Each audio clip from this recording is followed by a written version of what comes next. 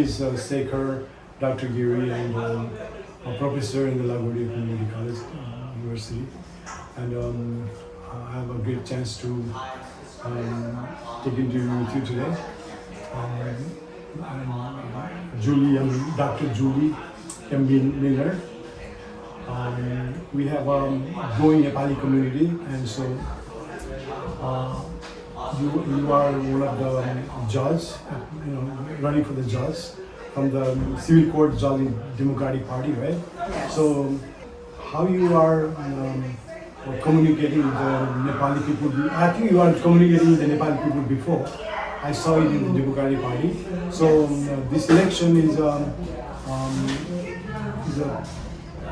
you are going to run this election, and also Mr. Prasad also going to run for the election. Yes.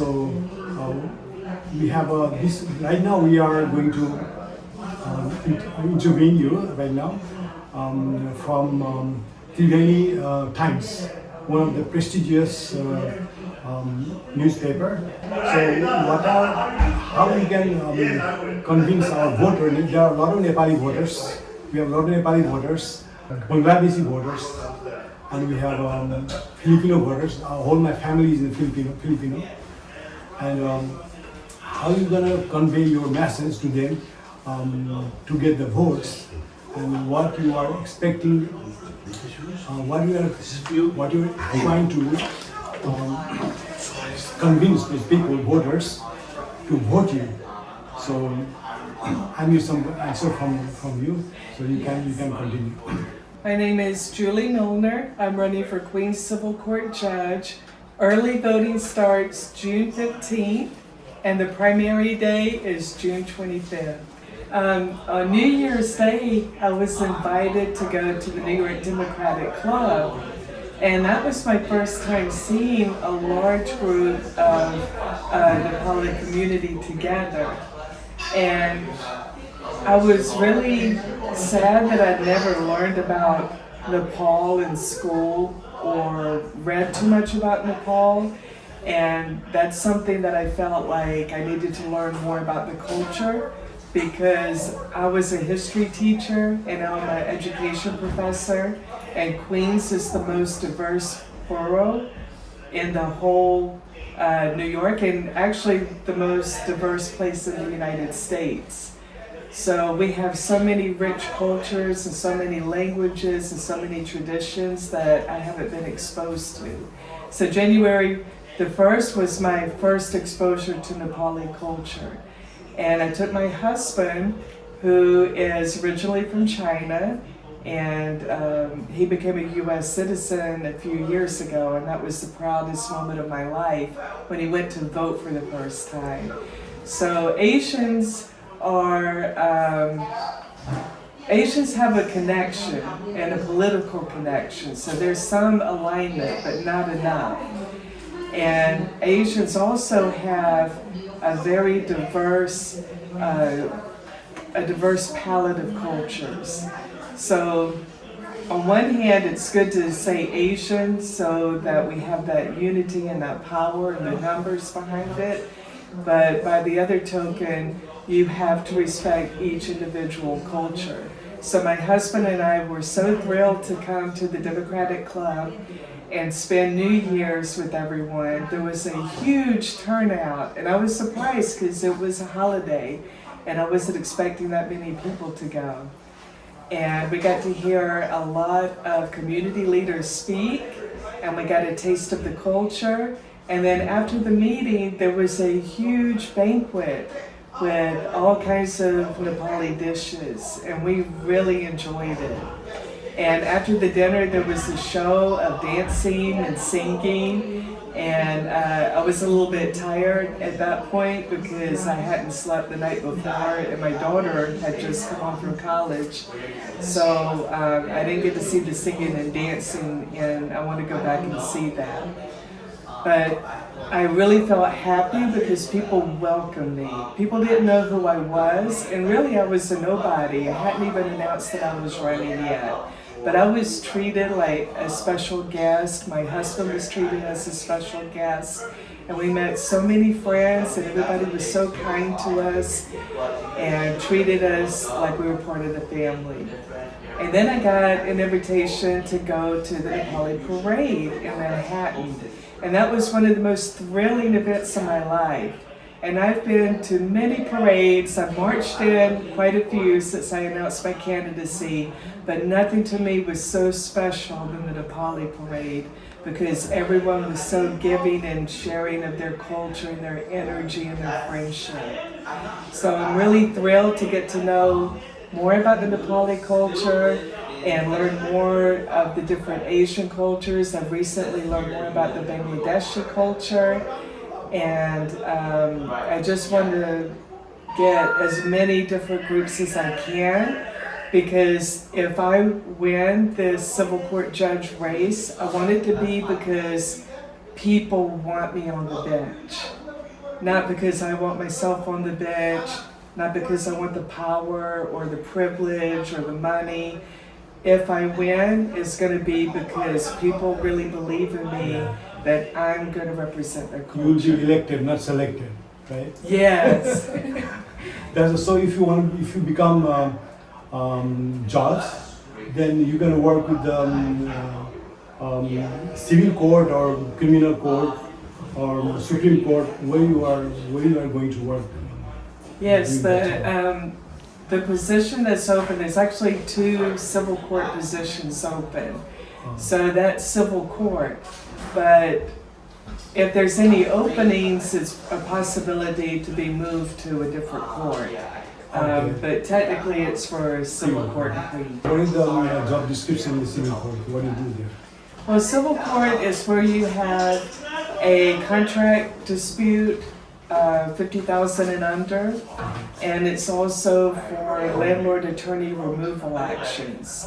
Right now, what concerns me about civil court is this issue of robo-suits. And by robo-suit, I mean the credit card companies are buying up a lot of debt because people had to rely on their credit cards during COVID. And a lot of people didn't recover during the COVID recovery. There are people still living paycheck to paycheck or not fully employed. So the banks are selling the credit card debt to companies who are buying them up for pennies on the dollar, and they're going hard after poor people to try to get money that they don't have. And instead of doing individual lawsuits, they're just cranking them out. And sometimes they don't even sign the suit, they just stamp it. And it's flooding the court system.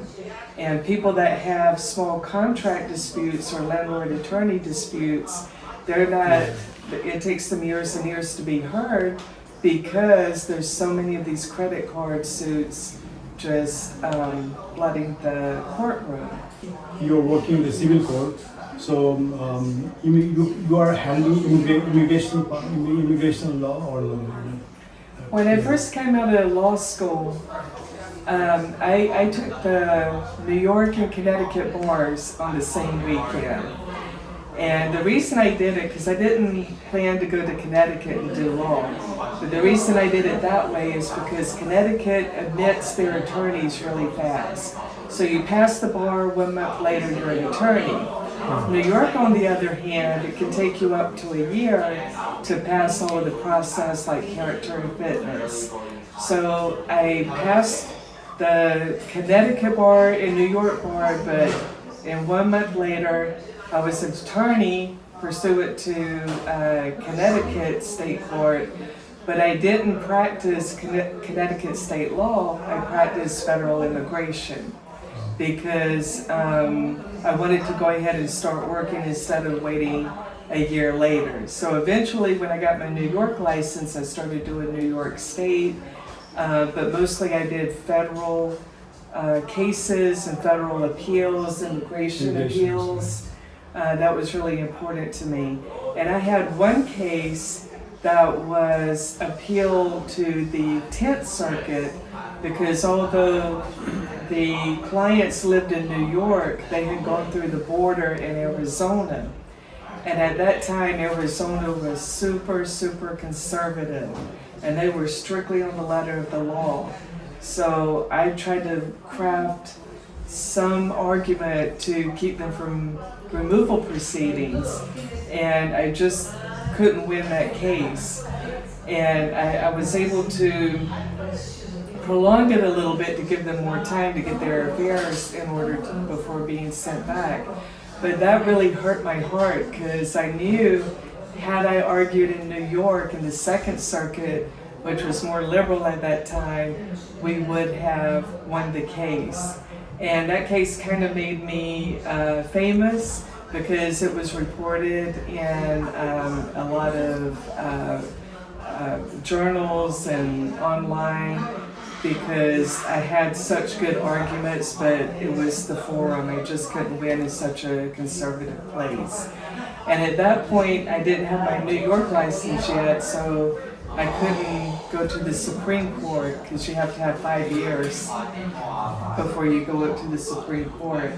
But I'm the only attorney running for civil court right now who's admitted to the Supreme Court. We have a lot of voters. They are immigrants, and sometimes immigrants cannot pay legal fee. What do you say about those people who cannot pay legal fee and they want to join the court system? What are you going to do with that? Yes, that's a big problem, because the attorney's fees are very, very expensive. And it would be nice if we could have free attorneys for everyone going through the immigration system. And now we see the border open and people coming through the border without having to pay immigration fees. And I know a lot of people are upset who came the legal way, but it just goes to show that there's always a way to help people that really need it. And the attorney's fees are so exorbitant for immigration, and you have to pay an attorney. Nobody can do this by themselves. The law is just too complex. So I think there should be more nonprofit organizations until we have the mindset to change it to where people in immigration get a free attorney as well. But one thing that really upsets me is when people take the money, the lawyers take the money and don't do the work. So a lot of my immigration appeals were from dirty attorneys who didn't make the proper arguments, and once the first level is finished, it's almost impossible to correct the errors that the attorneys made. How would you remember, people will remember you once you become judge, and how you let them to remember your legacy as a judge in the future? I would like to leave a legacy of being a reform-minded judge. I want to try to restore faith in our judiciary, because a lot of people have a distrust of the government now, and we need to have judges that are elected rather than selected behind a closed door process. We need to have judges who are going to work for the people, whether they were voted or selected. We have to have judges who are going to ensure justice and fairness in the courtroom, and not rule on special interest or have political leanings in their rulings. So when a case comes before me, one thing I can promise you is that the only ruling is going to be upon the law and the applicability of the law to the facts in that particular case. Thank you.